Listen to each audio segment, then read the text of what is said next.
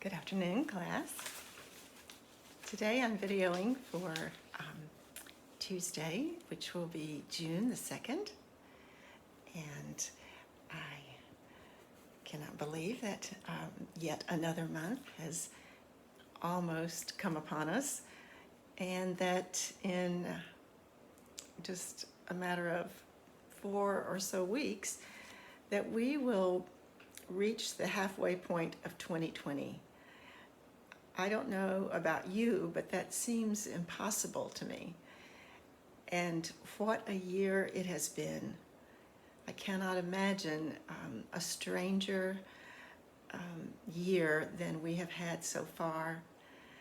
But I'm so glad that, at least as far as I know, all of you and your families are well and have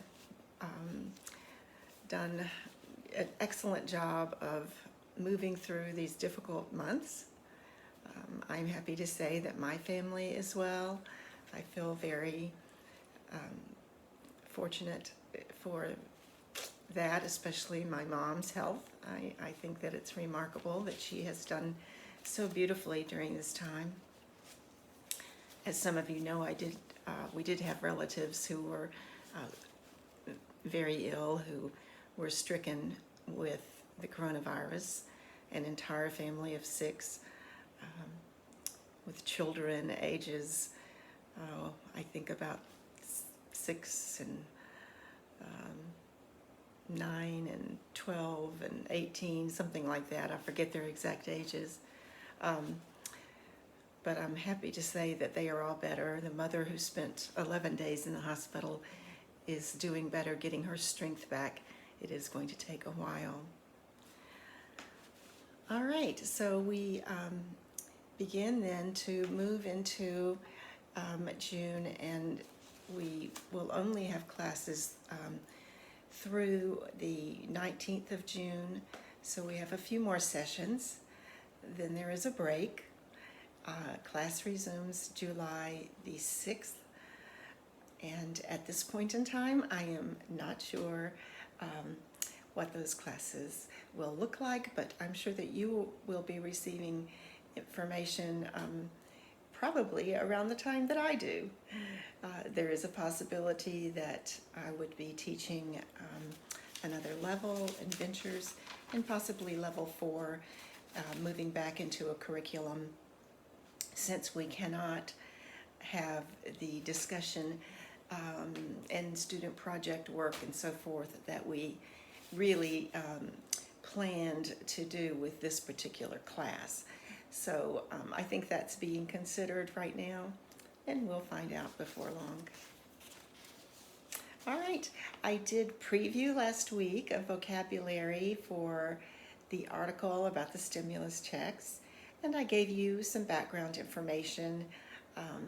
I know that you also follow closely the news, the world news, and you follow events in the United States as well. So I'm sure that you have kept up with this. And one of the things about reading an article, a news article, in this particular time is that the article becomes, the news becomes old the minute it's written. There are changes happening every second, right? So when we read an article like this, we have to take into consideration that this may have been written a week or 2 weeks or whatever. I think this one was written in the latter part of May. But data changes by the moment with respect to coronavirus and with respect to so many things that happen in our world. I would like to then read together. I would like for you to read with me to practice fluency. We are going to read the 950L. That L stands for Lexile. We're going to read the 950 Lexile level. This is probably a comfortable level for everyone. Some of the vocabulary that I previewed is not even included in this 950 level. It's included in the higher levels. There are 2 higher than this. However, the vocabulary was important for you to know regardless, and perhaps you will even want to read the higher level of this article after we have read the 950 level. So let's begin. Jennifer Guy had just started a job as a hairdresser in February.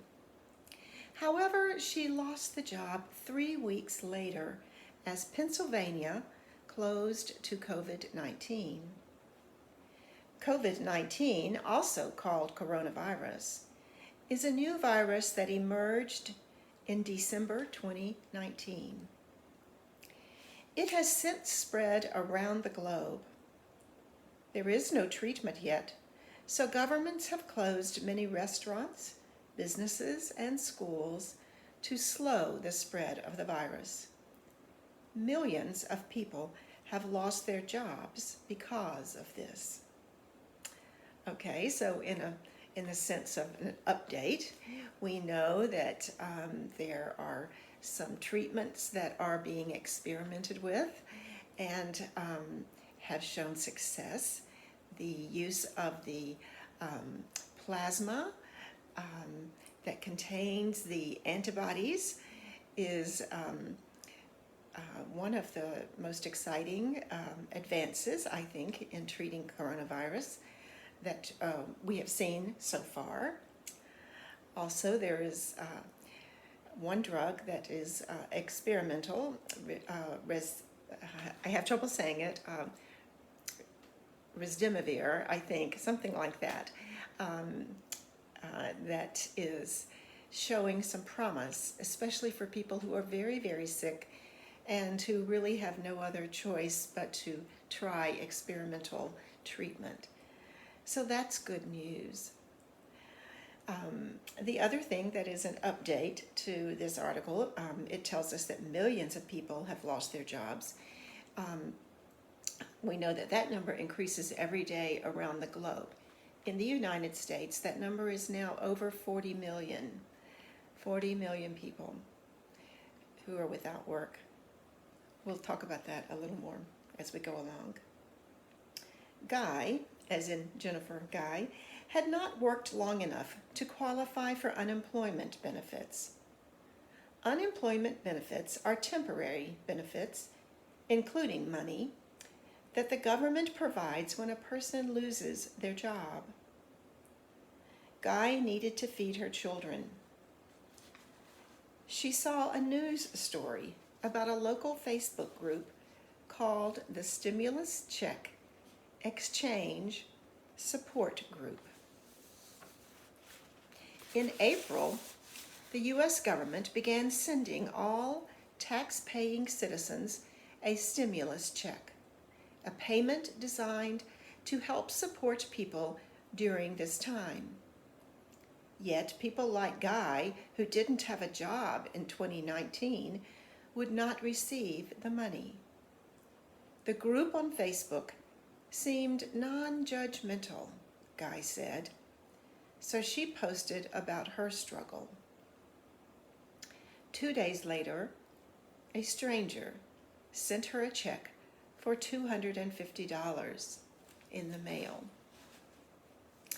Now, the unemployment benefits that are provided through the U.S. government are dependent upon the employee meeting certain criteria. So not all employees who are laid off or lose their job entirely can file for unemployment.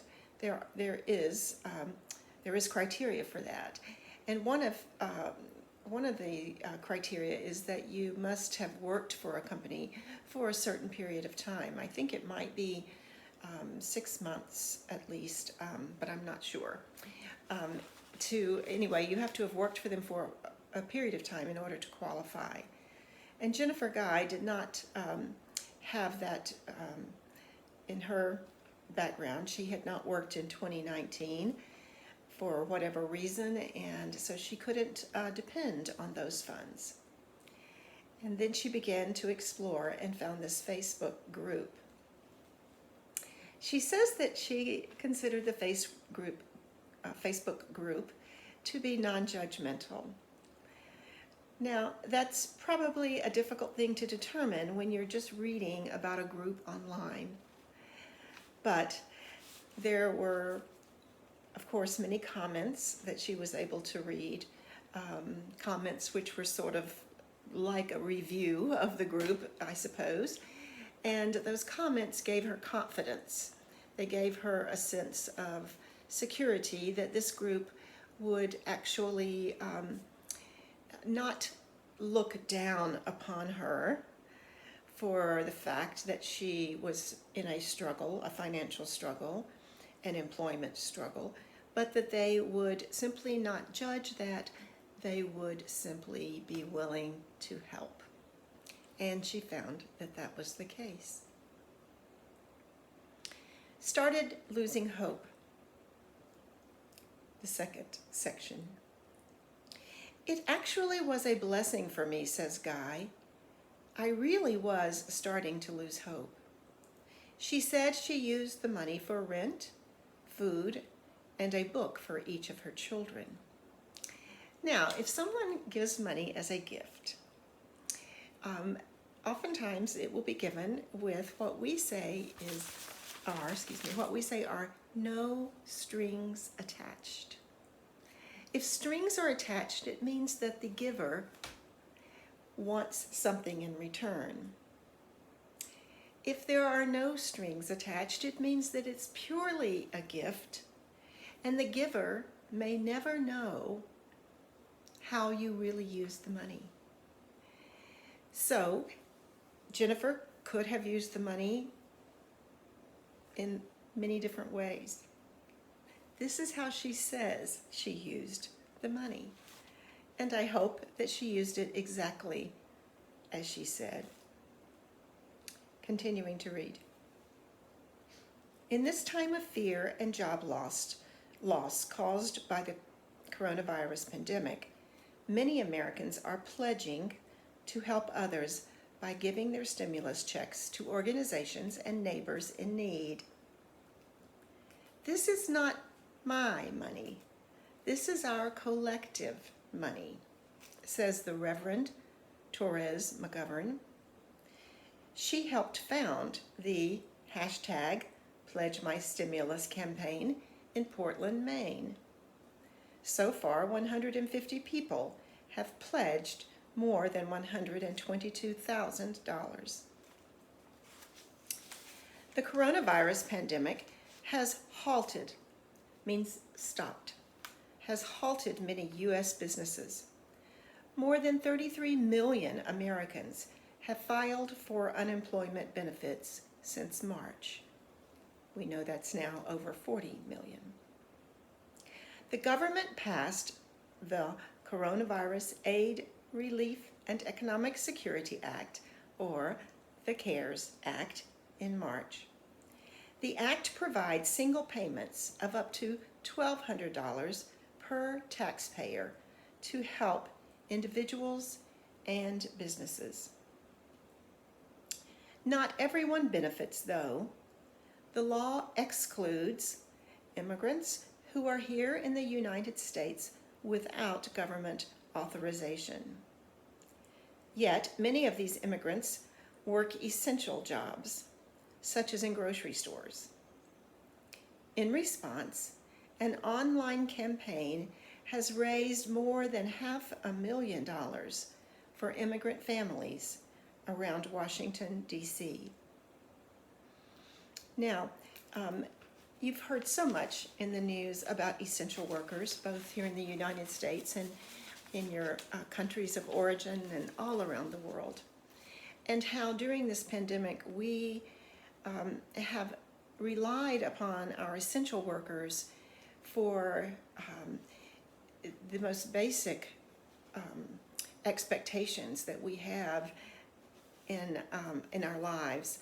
And oftentimes these workers are the lowest paid workers in societies. They take care of things that many of us would reject doing.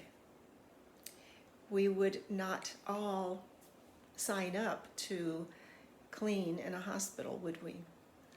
We would not all be willing or desire to stock the shelves in grocery stores.